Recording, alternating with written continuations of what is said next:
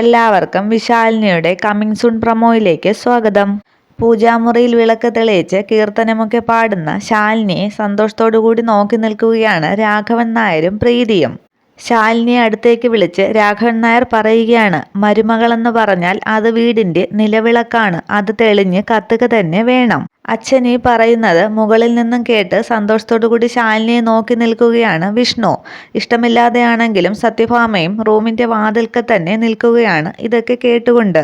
രാഘവൻ നായരുടെ ഈ വാക്കുകളിൽ സന്തോഷിച്ചു നിൽക്കുകയാണ് ശാലിനിയും. തുടർന്ന് ശാരദാമ്മയും ശാരികയും ശ്യാമയും ഒക്കെ മറുവീട് കാണാനായി സത്യഭാമയുടെ വീട്ടിലേക്ക് എത്തുകയാണ്. അമ്മയും സഹോദരിമാരെയും കണ്ട സന്തോഷത്തിൽ ഓടി വന്ന് ശാരദാമ്മയെ സന്തോഷത്തോടു കൂടി കെട്ടിപ്പിടിക്കുകയാണ് ശാലിനി.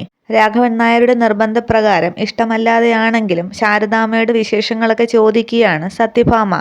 അതിനുശേഷം ശാരദാമ്മ താൻ കൊണ്ടുവന്ന സമ്മാനപ്പൊതി സത്യഭാമയ്ക്ക് നേരെ നീട്ടിയിട്ട് പറയുകയാണ്, മരുമകളായിട്ടല്ല ഒരു മകളായിട്ട് തന്നെ എൻ്റെ ശാലിനി മോളെ കണ്ട് ഇത് വാങ്ങണമെന്ന് പറഞ്ഞ് സത്യഭാമയ്ക്ക് കൊടുക്കുകയാണ് ശാരദാമ്മ കൊണ്ടുവന്ന സമ്മാനപ്പൊതി.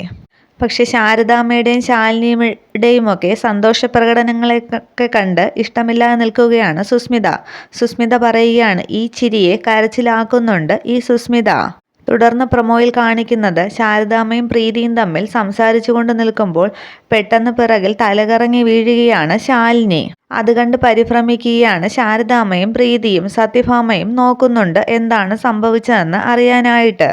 സുസ്മിതയ്ക്ക് സുഖമാകാതെ ജലപാനം പോലും കഴിക്കില്ല എന്ന ശാലിനിയുടെ ദൃഢനിശ്ചയത്തെക്കുറിച്ച് അവിടെ വീട്ടിലാർക്കും തന്നെ അറിയില്ല. ഇനി അത് എങ്ങനെ അറിയുമെന്ന് നമുക്ക് വരും എപ്പിസോഡുകളിൽ കാണാം. ഇത്രയുമാണ് കമ്മിങ് സൂൺ പ്രൊമോയിൽ കാണിക്കുന്നത്. Okay, thank you.